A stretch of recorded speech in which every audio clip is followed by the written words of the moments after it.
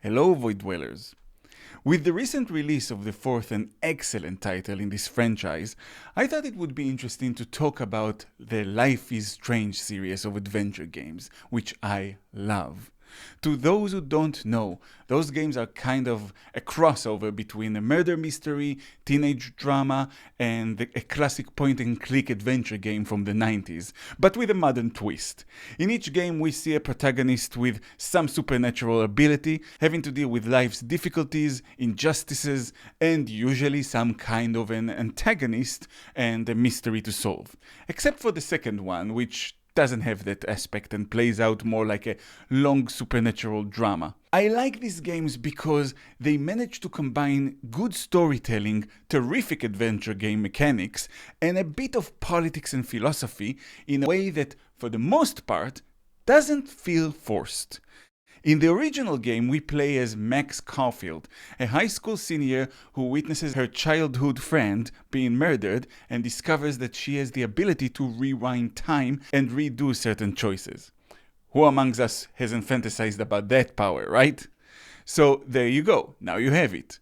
And of course, with Max, we realize all choices come with consequences. Max has to find a way to both save her friend, save the town from a weird violent storm, and solve a case of a serial killer on the loose. And she does so by rewinding time. And in addition to these original mechanics, the game also had two distinctive endings depending on a crucial decision the player has to make at the end. Save your friend or save the town. We can't have both. So the game is actually a huge version of the trolley problem. You know, the one with the trolleys out of control and can only be diverted into one of two paths. On one there is a single person, on the other there's a group of them. Who do you spare?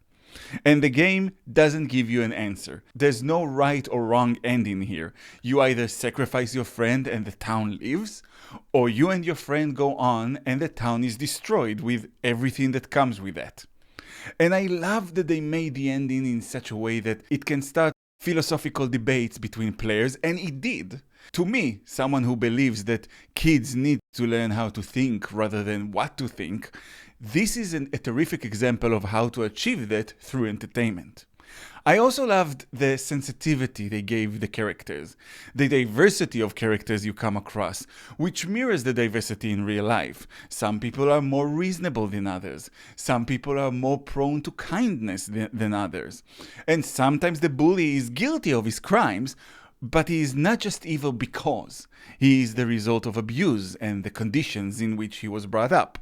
And then you do have the actual serial killer to remind us all that yes, people who are naturally inclined to be evil do exist. Now, a couple of years after the success of the original game, a prequel was released, but it's a very low point in the series, and I think most people don't even consider it part of the series. It was written by other people, and it shows. The story just feels forced and not particularly interesting, and the writing is just so cringingly bad. At one point there's this blonde teenage girl who has been acting up, and we discover she does so because she discovered that her dad has an affair, and she throws a Molotov cocktail or something at a tree and everything burns and she screams, and it's all very cringy. I mean, I get they hoped to go for some kind of a dramatic emotional climax, but it just comes off as bratty and spoiled. A young American well-off girl losing it because daddy is having an affair. I mean, it's not fun, but it's not setting things on fire and losing your shit kind of not fun. Unless you're a spoiled brat who never had anything negative happen to you in your life until that point, I guess. Anyway, the proper second game that came out 4 years after the original took a different turn. The protagonists in this one are two Latino brothers who get blamed for the death of a cop who shoots their father.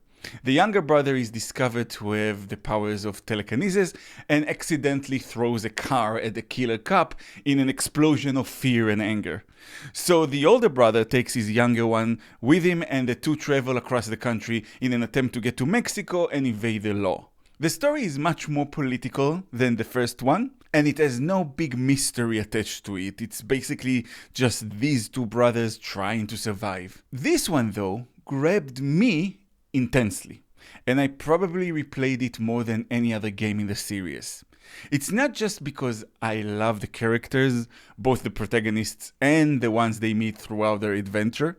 And it's not just that I love the atmosphere, the designs, the cinematic production of the game. But I also love it because it's about brothers, and that hits a little close to home. As someone from a dysfunctional family who had an abusive brother, I guess watching a story about a big brother going out of his way to protect and parent his younger brother is something that gives me solace. It's escapism. But the interesting thing to me about the game is that I feel it was written from a perspective of someone who doesn't appreciate what this kind of a relationship could mean to people who were robbed of it. While the previous game had 2 endings depending on your final decision, this one has several endings depending on many decisions you make along the way. But what people consider the most extreme endings, the good ending and the bad ending, to me, they are completely reversed. The good ending happens if you teach Daniel, the young brother, to control his powers and hide them and not misuse them. If you push him to be more compassionate, even towards those who hurt them. Then during the game finale, the brothers would just give themselves up to the police.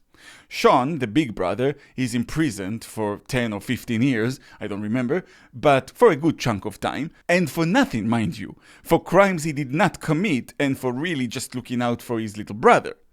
For that, his entire life is taken from him, and Daniel is, in the meantime, raised by their grandparents. And we see the brothers reunite when Sean is finally released. And that's the good ending.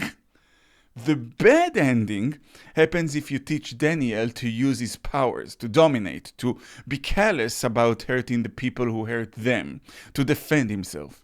If you do that in the finale, Daniel takes out all the cops, breaks the wall, and the 2 brothers run into Mexico. And by the way, this finale is really worth it just from a cinematic point of view. It's a terrific scene. Then we see them about 10 years later. They live on the beach, they have a business, a garage. Then we see some thugs trying to mess with Big Brother, and Little Brother uses his power to remove the threat. And then the brothers sit together on the beach and enjoy a beer together, watching the sunset. They're together. They have each other's backs.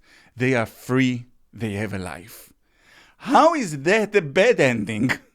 Do you have any idea what someone like me would give to have that kind of a relationship with a brother? So yeah, I feel like almost every aspect of these games can open a discussion because a lot of it depends on the person's own life experiences and perspectives.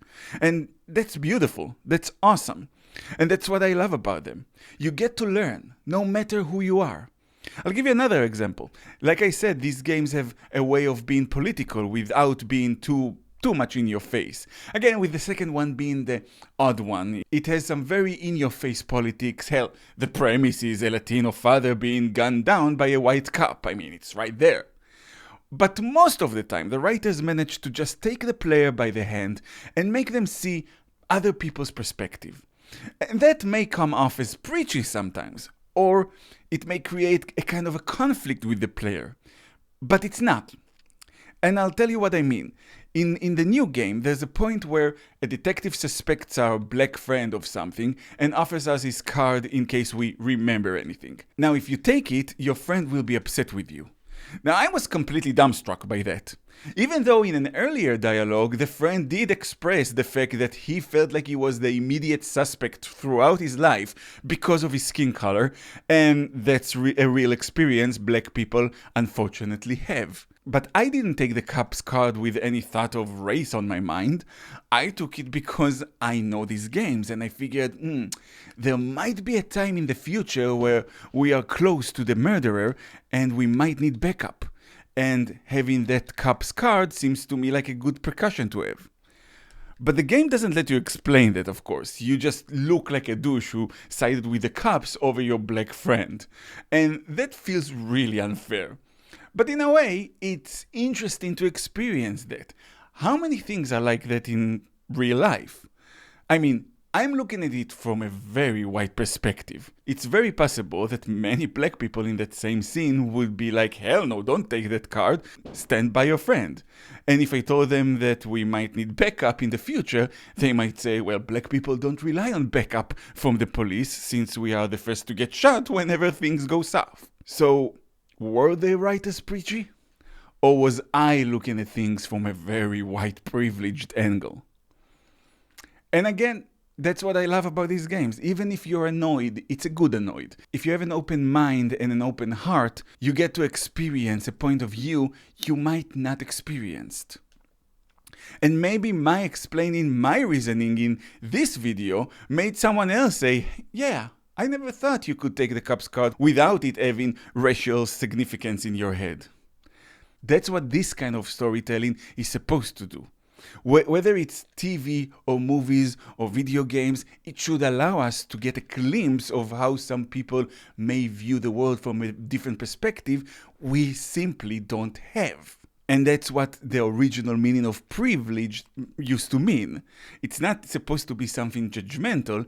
It's supposed to be okay, I hear you, but you don't know how I see this.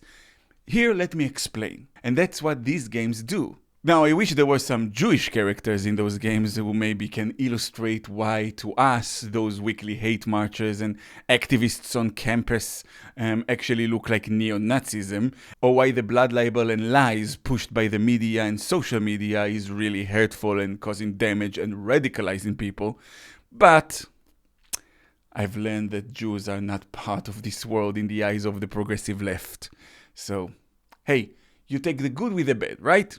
If people learn to see things from other people's perspective, maybe in the far, far, far future, seeing things from our perspective would also become possible.